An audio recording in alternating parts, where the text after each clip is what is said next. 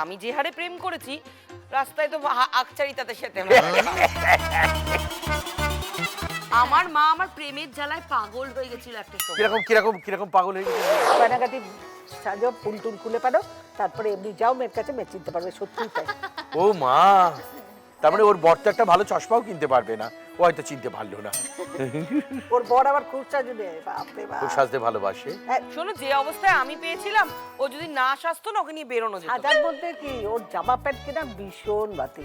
আর এবার সংসার করার প্রতি কিন্তু সঙ্গশ্রী রাখে। বাবা দারুণ দারুণ, এটা আমি কখনো কিছু বলতে পারবো না। যেমন মুখ চলে তেমনি হাত চলে, বাপরে, যেমন রান্না করে তেমনি পরিষ্কার।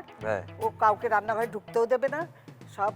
শোনো, আমি এটা কথা বলবো, আমি ঘটি বাড়ির মেয়ে, আমার মা বাঙাল। বাঙালির মতো রান্না সত্যি কেউ পারবে না, কেউ না। না, আমার যে বাবা ছিল গ্রেট গুপ্তি পাড়ায়, সে বলতো যে কোনো একটা শিকড়কেও রান্না করে দিতে সত্যি তাই, তুমি খারকোল পাতা বাটা করে দেবে এমন করে। শুধু তাই না, পটল দিয়ে, চিংড়ি মাছ দিয়ে, রসুন দিয়ে বাটা করে দিল, দারুণ দারুণ। বিজয়গড় থেকে সি জয়, সিটা কেন লিখেছে জানি না বাবা, সি জয়। সঙ্গশ্রী প্রশ্ন করেছে, সঙ্গশ্রী যদি তার পুরনো কোনো সম্পর্ক বা কোনো পুরনো এক্স ভালোবাসা, তার সঙ্গে যদি হঠাৎ রাস্তায় দেখা হয়ে যায়, সঙ্গশ্রী কি করে? চোখে দেখতে পায় নাকি চোখে দেখতেই পায় না? শেষটা কেমন হয়েছিল তার উপর ডিপেন্ড করে। আর আমি যে হারে প্রেম করেছি রাস্তায় তো আকচারিতাতে সেতে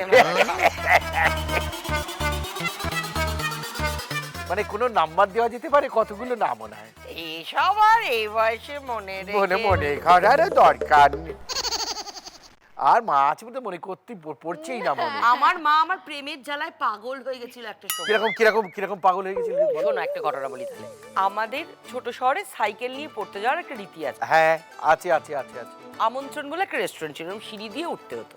আমি বসেছি নিচে, আমার সাইকেলটা পার্ক করা, আমি ওপরে গিয়ে বসেছি, সে এদিকে বসেছে, আমি এদিকে বসেছি। সেদিন আমাদের পড়ার ব্যাচের স্যারের বন্ধুর বিয়ে, স্যার বলেছে আজকে আমি পড়াবো না, তুই 2 ঘন্টা একটু তো দেখা করতে পারি। তো এবার 2 ঘন্টা তো কি বাড়ি চলে যাবো নাকি? না না না, দেখা করতে গেছি। আমি না একটু ধোসা অর্ডার করেছি, মুখে দিবি কি দিবি না দিলাম, মানে দেইনি, এখানে ধোসা, সাম্বারের গন্ধটা নাকে আসে। জানিস, দেখছি কি এখানে বসে সিঁড়ি দিয়ে না একটা মাথা উঠে আসে। আচ্ছা, সেটা হচ্ছে আমার মা। ও বাবা, আমার দাদা ওখান থেকে আমার মাকে গিয়ে বলেছে, মেয়েকে দেখো কার সাথে ধোসা খেতে। সারা জীবনের মতো ধোসা খাওয়া মাথায় ধোকা হয়ে গেল। এর পরেরটা শোনো, এখানে শেষ না। আমার মা মারেনি, কিচ্ছু করেনি, দাঁড়ালো, দাঁড়িয়ে নেমে চলে গেল ওখান দিয়ে। আমার মাকে দেখে ধোসা থাকলো ধোসার মতো, যে বসেছিল থাকলো তার মতো। আমি নেমে এসে মায়ের সাথে রিকশায় উঠে বসে গেলাম। সাইকেলও ভুলে গেছি ওখানে, ভুলেই গেছি সাইকেল নিয়ে গেছিলাম। সাইকেলটা গেল, তারপর সাইকেল তো পরে গিয়ে আমার দাদা নিয়ে এসে, শয়তান। তারপর আমার মা না একটা গম্ভীর ভাবে 7-8 মিনিট রিকশা করে বাড়ি গেলাম, আমার মা একটা কথা বললো না, আর আমি ঝরঝর করে কেঁদে যাচ্ছি। আমার মা মাঝে মাঝে সাইলেন্ট ট্রিটমেন্ট দিত, তুমি ভাবতে পারবে না।